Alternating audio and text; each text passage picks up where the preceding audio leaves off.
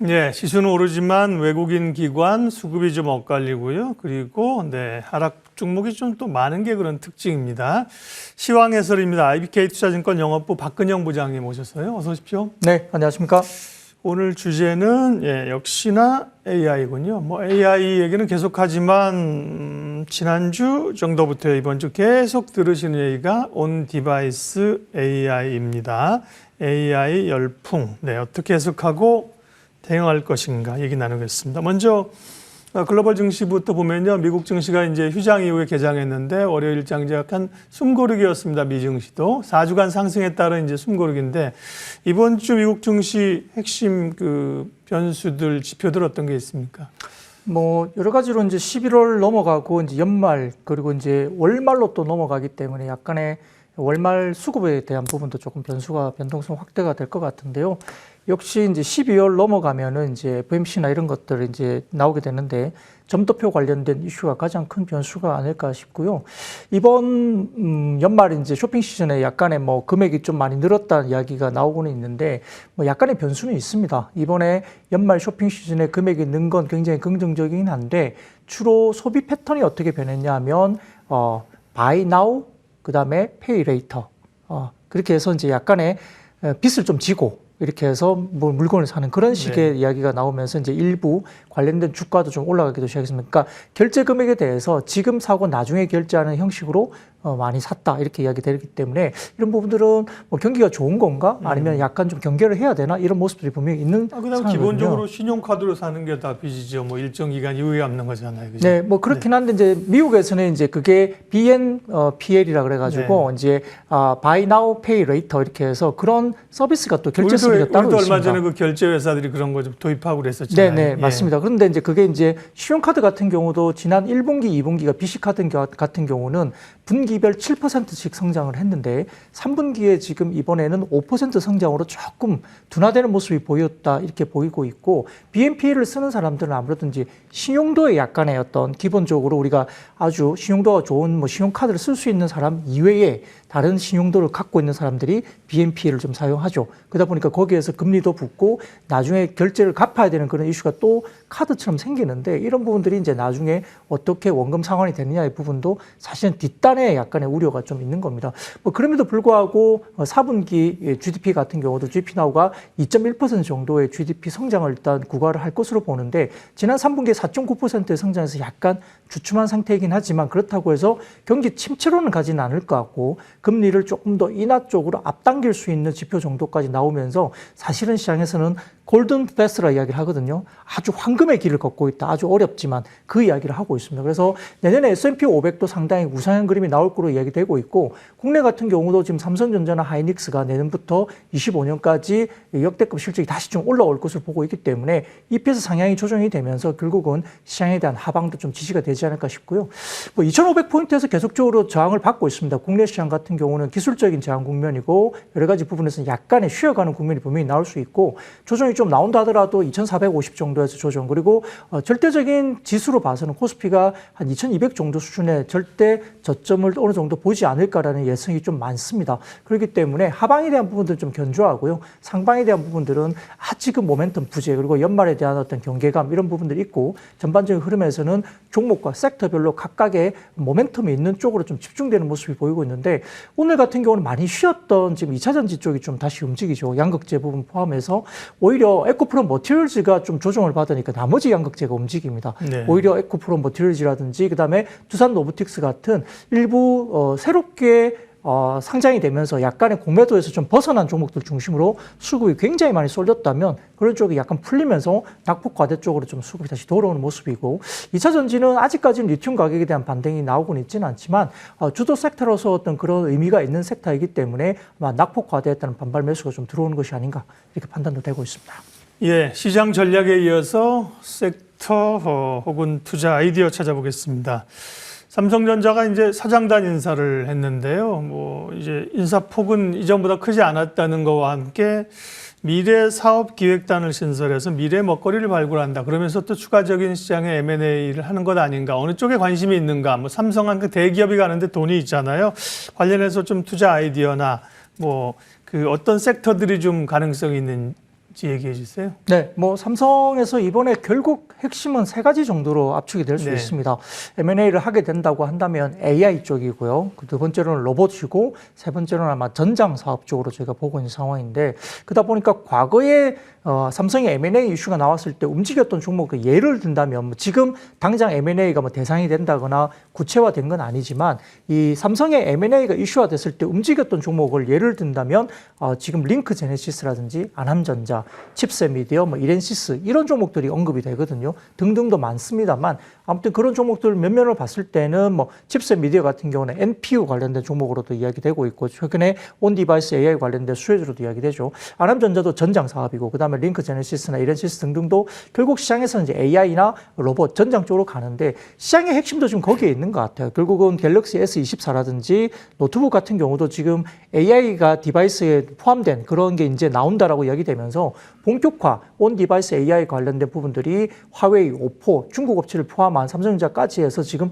본격화되고 있는 거죠. 그리고 이게 좀 더 나아가면 자율주행까지 진행이 되면서 자동차 쪽으로도 지금 자율주행 관련된 AI 디바이스가 결국은 들어가는 것으로 이야기되고 있어서 시장의 핵심은 여기에 있습니다. AI와 로봇, 전장 쪽으로 지금 가고 있는 이 추세 산업이 결국은 그러면 이런 것들이 묶어지면 어떻게 되죠? D램 산업은 상당히 좋을 수밖에 없습니다. 탑재량이 많아지기 때문에 이런 부분에서는 결국은 반도체 섹터가 결국은 아직까지는 버텨주고 있고 제조사보다는 소부장 쪽에 움직임이 있다는 것도 이런 이유가 있지 않을까 싶습니다. 네. 로봇, AI, 전장. 네, 이런 쪽이 이제 가능성이 있다는 거죠. 삼성전자가 하는 사업하고도 연관성이 좀 있을 수 있는 거고요. 자, 이번 주 핫테마 분석할게요. 이번 주 핫테마 뭘로 꼽으셨습니까? 네, 일단 최근에 많이 올랐던 섹터입니다. 그래서 뭐 당장 따라가는 것이 오늘도 지금 일부 관련주들은 급등을 보이고 있는 상황이기 때문에 이런 종목을 바로 따라가기보다는 조금 긴 호흡으로 보시더라도 굉장히 큰 트렌드가 지금 나오고 있다 볼 수 있습니다. 결국 온 디바이스 AI라는 곳인데요. 이게 결국은 AI 코파일럿을 지금 플랫폼 기업들이 다 하게 됩니다. 여기에 따라서 지금 HBM 관련 주식이 좀 쉬면서 지금 온 디바이스 AI 관련된 주식들이 움직이고 있는데 결국 엔비디아 같은 경우는 실적 발표 이후에 중국과 관련된 센티가 약간 우려가 생기면서 좀 쉬고 있는 모습이고 필수적으로 지금 AI 산업은 이제는 학습용 칩에서 추론용 칩으로 변환된다. 이게 상당히 중요한 키포인트인데 추론용 칩으로 간다는 것은 NPU라는 것이 움직이게 됩니다. 이거 이야기가 뭐냐면 NPU 같은 경우는 우리가 말하는 뉴럴 프로세싱 유닛이라고 되는데 이것들이 이제 GPU를 좀 더 나아가서 지금 학습용을 하고 있는 GPU 쪽을 포함해서 이쪽 부분에서 결국은 NPU 쪽으로 넘어가는 쪽으로 보시면 되죠. 그래서 그냥 단순한 어떤 학습용의 칩이 아니라 추론용 자체 칩으로 AI 칩 성장이 진행되고 있고 이미 마이크로소프트나 구글, 아마존, 메타 등의 메이저 클라우드 서비스 프로바이더들이 자체 추론용 NPU를 개발하고 보유하고 있습니다. 따라서 딥러닝이라든지 추론에 최적화된 칩을 이야기하면서 실제 우리가 나오고 있는 퓨리오사 AI라는 게 있는데 이게 엔비디아의 뭐 H200을 다른 것보다도 상당히 좀 성능이 우세하게 나오고 있어요. 그래서 NPU 칩에 대한 이야기가 상당히 중요하게 나오면서 여기에 관련된 뭐 IP라든지 영상 코덱 관련된 부분에서 제공하고 있는 칩셋 미디어 등이 지금 주목을 받고 있는 이유가 거기에 있습니다. 단기적으로 좀 올랐기 때문에 지금 따라잡기보다는 조금 조정 이후에 길게 보시고 좀 더 봐야 되는데 더군다나 삼성은 갤럭시 S24 시리즈에서 생성형 AI 삼성 가우스 탑재를 공식화했고 노트북도 이제 지금 이미 나온다고 이야기되고 있죠. 또한 이제 트랜스포스에 이야기하면 지금 4분기 모바일 D램 가격 계약도 13에서 18% 상승할 거로 보이고 낸드 같은 경우도 10에서 15% 4분기 지금 상승할 거로 보이고 있고요. 오늘 외신에서 이야기 나왔는데 엔비디아 쪽으로 HBM3E 쪽에 관련된 샘플 납품을 이미 마이크론, 그 다음에 지금 SK 하이닉스, 그 다음에 삼성전자까지 샘플 납품을 했고 아마 조만간 12월 안에 삼성전자에 지금 관련된 부분들이 엔비디아의 승인을 달하면서 1분기부터 아마 물건이 들어갈 수도 있다는 외신이 오늘 나왔습니다. 그게 영어 외신으로 나왔기 때문에 그러면 삼성전자 쪽도 이미 이제 엔비디아 쪽에 HBM3가 런칭이 된다는 이야기거든요. 그리고 HBM4로 가게 되면 좀 더 기회가 더 많아질 것 같아요. 그러면 결국 삼성전자 쪽도 HBM 쪽으로 넘어간다는 측에서는 아마 이런 분위기가 HBM, 그 다음에 온디바이스 AI 관련된 NPU 관련된 종목이라든지 그 다음에 디자인 하우스, 그 다음에 IP 관련된 쪽이 상당히 주가가 움직일 가능성이 높다는 거고요. 근데 이제 지금 우리가 온디바이스 AI가 왜 중요하냐 이야기를 하면 IT 기기의 수요가 지금 폭발적이지는 않습니다. 그런대로 조금 횡보를 하다가 뭐 L자라든지 U자 형식으로 조금 천천히 수요가 회복이 될 텐데 워낙 캐펙스 컷을 많이 했기 때문에 공급 가격은 올라가죠. 근데 이렇게 수요가 폭발적이지 않더라도 왜 디맨드가 올라가느냐 하면 기본적으로 지금 우리가 안드로이드 폰에서 이야기하고 있는 램이 여전히 안드로이드 폰 내에서는 8GB 정도가 최적의 메모리를 볼 수 있습니다. 근데 이게 온 디바이스 AR로 넘어가면 노트북이나 PC, 그 다음에 휴대폰 쪽에 들어가는 램 용량이 20GB까지 올라가게 됩니다. 그러니까 한 두세 배 정도까지 올라가는 덴서티가 생기기 때문에 온 디바이스 AI가 상당히 중요한 수혜의 어떤 부분들을 저격할 수 있다 이렇게 볼 수 있는 상황이고요.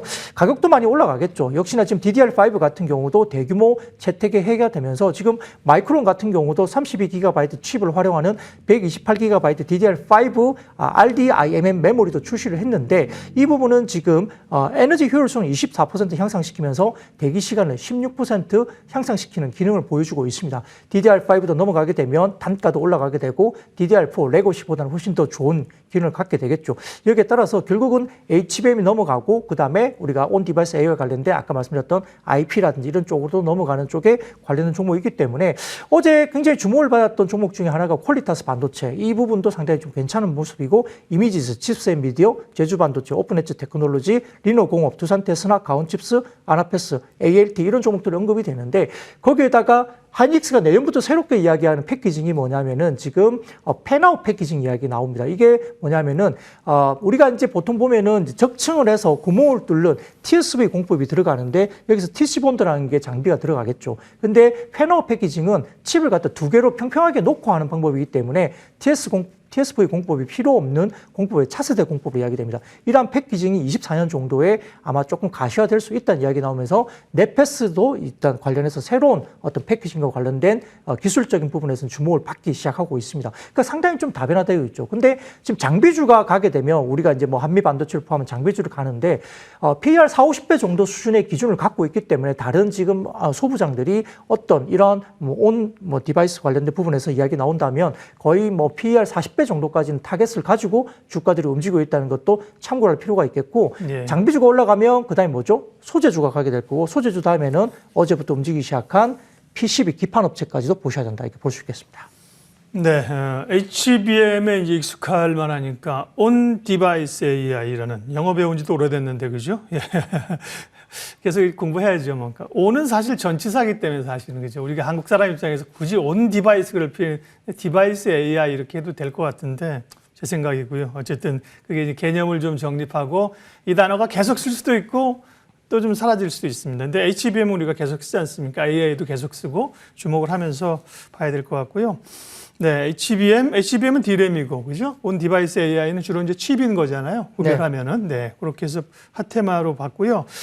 주목해야 될 섹터는 또 뭡니까? 네. 네, 역시 지금 아마 테슬라 쪽에 이슈가 좀 있는 것 같은데 네. 뭐 사실은 온 디바이스 AI가 좀 연동돼서 확장 개념으로 보시는 게 맞을 것 같고요. 지금 테슬라 쪽의 이야기가 자동차에도 지금 자율주행으로 온다는 이야기가 있는 겁니다. 그래서 테슬라의 FSD 12 버전이 지금 기존에는 연구원들에게 베타 버전이 일부 좀 배포됐던 것들이 내부적으로 직원에게 공식적으로 배포되기 시작했다는 이야기가 네. 24일 날 외신을 통해서 나왔습니다. 결국 이 자율주행 관련된 상용화 시점이 좀 다가온다인데요. 근데 이런 허들이 좀 있습니다. 왜냐하면은 레벨 2까지는 이렇게 가기가 좀 편한데 레벨 3로 넘어가면 보통 이제 자율주행 관련된 서비스 관련해서 사고가 생겼을 경우에는 네. 레벨 2까지는 운전자의 책임이 대부분 이제 매겨지거든요. 근데 레벨 3로 올라가는 순간 이게 운전자의 책임이 아니라 제조사 책임으로 넘어가기 때문에 이 완성차 업체나 이 레벨 3를 탑재하는 쪽의 입장에서 상당히 좀 부담이 됩니다. 분명히 뭔가 문제가 생길 수 있기 때문에 뭐 이게 완벽할 수는 없기 때문에 문제가 생기면 제조사에 대한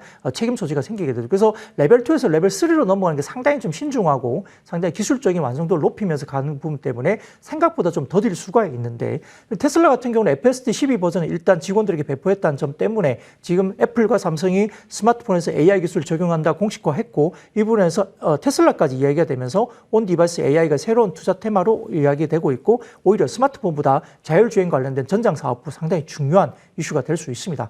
이 온 디바이스 AI는 쉽게 말하면 클라우드 즉 인터넷 연결 없이 기기 자체에서 데이터를 처리하고 그다음에 AI 알고리즘을 수행하는 기술로 볼 수 있기 때문에 자율주행 같은 경우는 클라우드 즉 인터넷 연결이 만약에 운행 중에 끊어지게 되면 안전에 치명적일 수 있기 때문에 사실은 온 디바이스 AI의 정점 기술이 우리가 볼 수 있는 자율주행이라고 볼 수 있겠죠.